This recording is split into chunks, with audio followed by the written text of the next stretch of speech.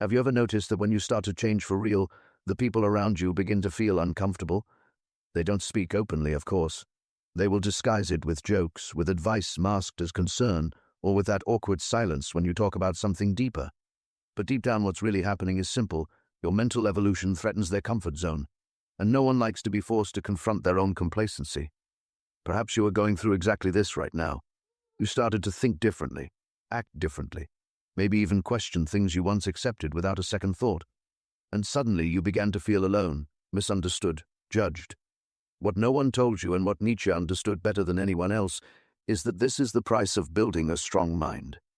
Not just any kind of strength, but a strength so intense, so real, that it makes others uncomfortable. It scares them. It exposes, without saying a word, the weakness of those who still live on autopilot. But why does this happen? Because a truly powerful mind is a threat to collective mediocrity. And Nietzsche was clear about this. When you decide to think for yourself, create your own values, and abandon the comfortable illusion of ready-made truths, you become dangerous. Dangerous to the system, dangerous to others, and most importantly, dangerous to your former self. This video is a call, a challenge. It's not made for those who are comfortable, nor for those who want easy answers. It's made for you who's tired of being a hostage to your own insecurities, who feels on the brink of an internal rupture, and who is ready to build something that no one can destroy, a mind that no one can manipulate, a mind that terrifies because it does not bend. So if you feel ready for this path, a lonely, tough, but absolutely transformative path, stay. Because what Nietzsche has to teach you will confront you, but it can also set you free. And after this, you will never think the same way again. Nietzsche was not just a philosopher, he was a surgeon of the human soul, someone who had the courage to look into the abyss of existence and not only face it but dive into it. And it is precisely in that abyss, in that inner chaos that many avoid, that he found the source of true strength. Because for Nietzsche, it is not in peace, stability, or order that a human being transforms. It is in pain, it is in the fall, it is in chaos. He wrote, "A need to have a chaos inside you to give birth to a dancing star." This is not poetic metaphor, it is psychological diagnosis. It means that if you want to build an unshakable mind, you need to abandon the childish idea that it will happen through comfort, cheap motivation, or positive affirmations. No. True strength is born when you face suffering without fleeing, when you stop asking for life to be easier and start wishing to be stronger. Think of the times you grew the most. Was it when everything was fine? Or was it when you were shattered, lost, directionless, having to rebuild yourself with your own hands? Nietzsche believed that suffering was not a mistake of existence, but rather its main driving force. He did not romanticize pain. He faced it as a tool. And if you can change your relationship with pain, with failure, with loneliness, you begin to shape something rare, an indomitable spirit. And it is precisely there that the world begins to be disturbed by you. Because while most flee from chaos, you will learn to walk within it. While others beg for normality, you will create greatness. But this transformation requires a brutal break with everything you were taught about strength. Being strong is not about smiling all the time. It is not about having fake emotional control. Being strong is enduring the unbearable and coming out on the other side even more dangerous. But Nietzsche knew that chaos by itself is not enough. You can be destroyed by it if you do not have an inner center, an anchor. And that is why in the next part we will talk about the most decisive moment of Nietzschean philosophy, when he kills God and places upon you the full weight of existential responsibility. Because when there is no longer a sky to look up to, it is within you that the universe needs to be born. If this content is making sense to you, click the subscribe button and subscribe to the channel. Thank you for your support. When Nietzsche declared God is dead, he was not celebrating. He was issuing a warning that many still do not understand today. What he killed was not a divine figure in itself. He killed the illusion that there is a higher authority taking care of everything, the illusion that there is a plan, a pre-established meaning, a purpose given by someone from the outside. The death of God is the end of any excuse, and that is frightening, because until then, it was easy to outsource the responsibility for your life. It was comforting to believe that everything has a reason, that suffering is part of a divine plan, that there is a greater good that will justify everything in the end.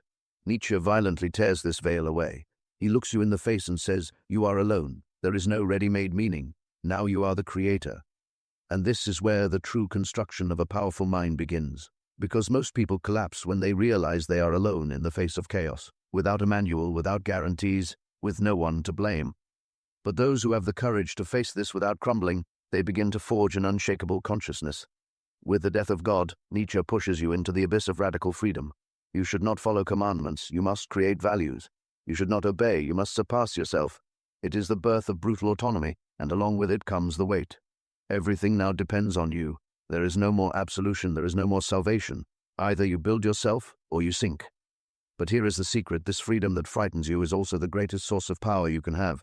When you understand that no one will come to save you, something within you awakens.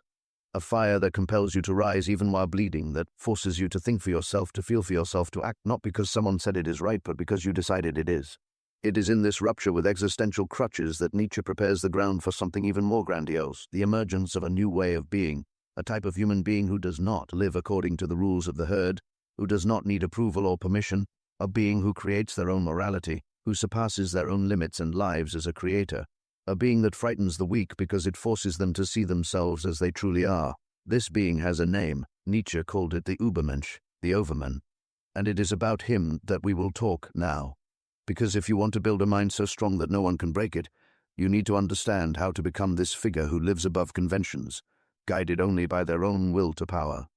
Let's dive into this. Nietzsche did not believe in the slow and passive evolution of humanity. He believed in rupture, in radical transformation, in creative destruction, and that is why he conceived the idea of the Übermensch, the Overman. It is not about a superhero. It is not someone with mystical powers. The Übermensch is a being who has overcome everything that binds the ordinary man: guilt, obedience, herd morality, the need for acceptance. The Übermensch does not seek to be accepted. He does not ask for permission to exist. He creates his own internal laws and lives by them, even if that puts him against the entire world. And that is exactly why his mind becomes unbreakable, because it is not built on the expectations of others. It does not need external approval to validate itself. It is self-sufficient. It feeds on its own will to power, the deep impulse to shape reality in its own image. This is the central point. The Übermensch does not adapt to the world. He imposes meaning on the world. He does not seek comfort. He seeks greatness. He does not ask, is this allowed? He asks, is this worthy of me? This shift in perspective changes everything. Because when you start to see yourself as a creator, not as a servant, the way you think, act, and feel transforms completely. But here lies the problem. Becoming this kind of being requires sacrifice. You will have to kill parts of yourself that still beg for approval. You will have to face the pain of not belonging. You will have to bear the weight of building your identity from scratch, without guarantees, without pats on the back, without applause from the audience, and most people cannot handle it. They give up before they start. They run back to the safety of ready-made beliefs, dogmas, and rules that someone else wrote for them. The path to the Übermensch is lonely, and Nietzsche knew this. He himself lived on the margins, misunderstood, called mad, isolated from the world he was trying to liberate. But it was in that isolation that he found his freedom.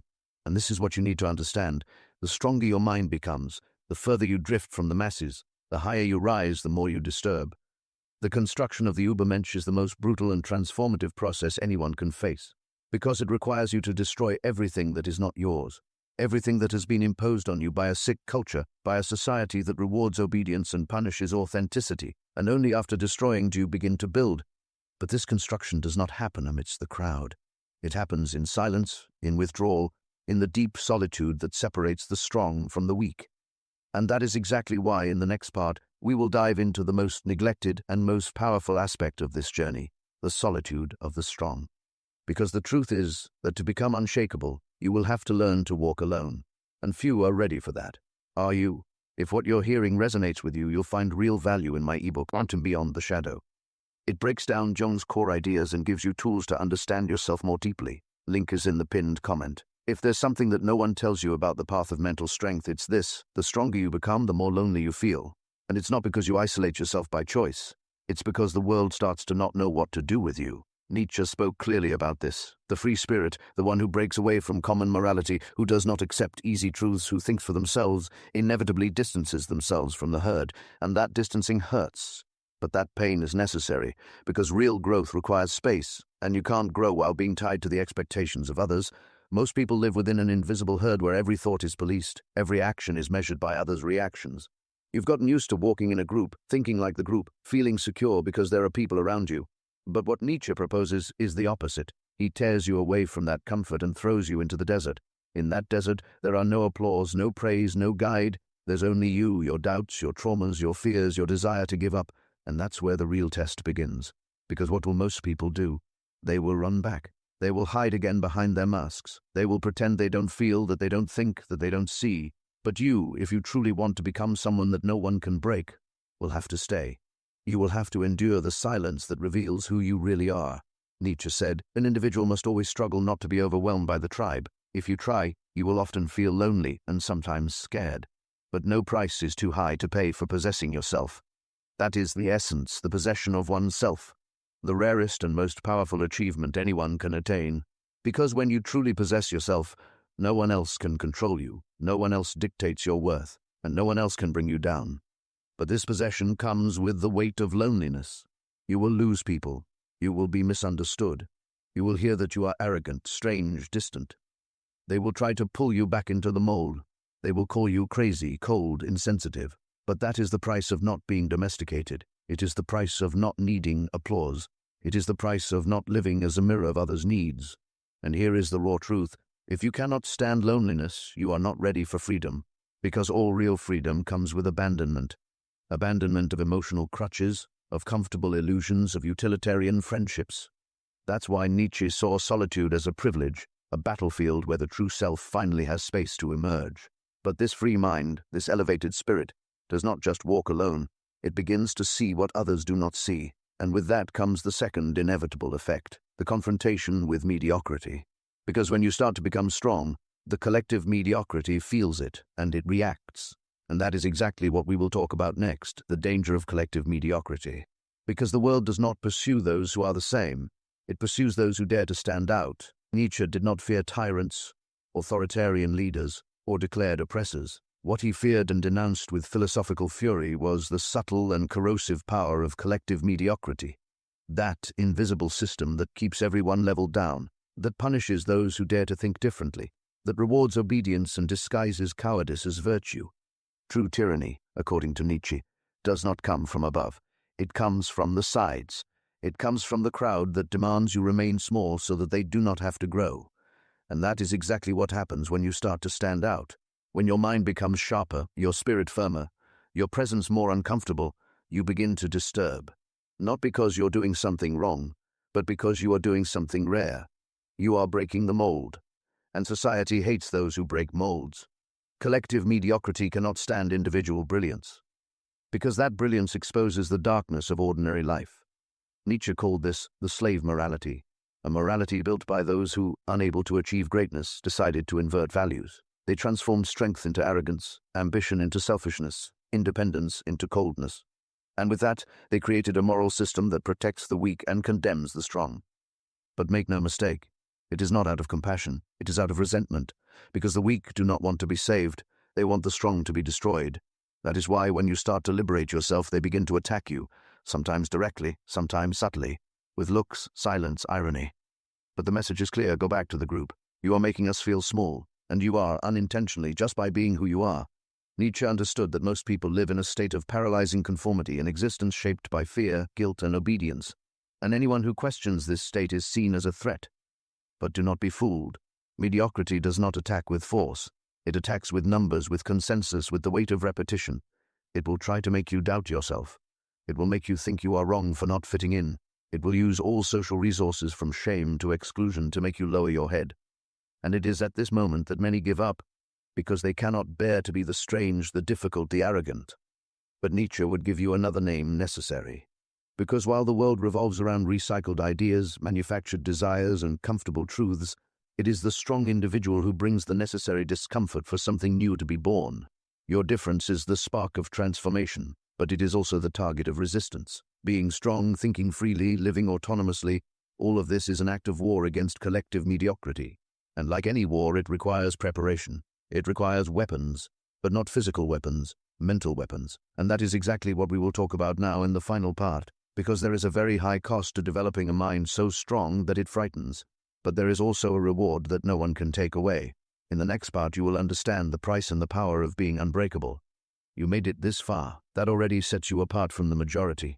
Most people would have closed this video at the first provocation. They would have run away at the first discomfort. They would have turned it off the moment they realize this is not content meant to stroke the ego. It's a call to action. A call for those who are ready to let go of the comfortable illusion and face reality with their eyes wide open. Because building a mind so strong that it becomes feared is not just a choice. It's a renunciation. You will lose. You will lose friendships that were based on superficiality. You will lose opportunities that require submission. You will lose the ability to be content with little, but in exchange you gain something priceless: integrity, clarity, presence. You will begin to notice that most people live in a slumber, and that your lucidity is frightening, that your firmness makes others tremble, that your absence is louder than the presence of many. This strength does not come from outside. It is not taught in self-help books, nor is it earned with ready-made phrases or empty affirmations. It is dug deep within the soul, in the silence of difficult nights, in the choices that no one sees. It is the result of an internal war between who you were and who you are becoming. And this war has no end, because the truly strong are not those who have won. They are those who continue to fight even when they could already stop. Nietzsche did not want to create followers. He wanted to provoke internal earthquakes. He wanted you to stop crawling for approval, to stop begging for meaning, to stop seeking in ready-made systems what can only be built with blood, sweat, and awareness. He wanted you to become dangerous, not in a violent sense, but in a rare sense. So rare that your mere existence forces others to look in the mirror and confront what they are avoiding.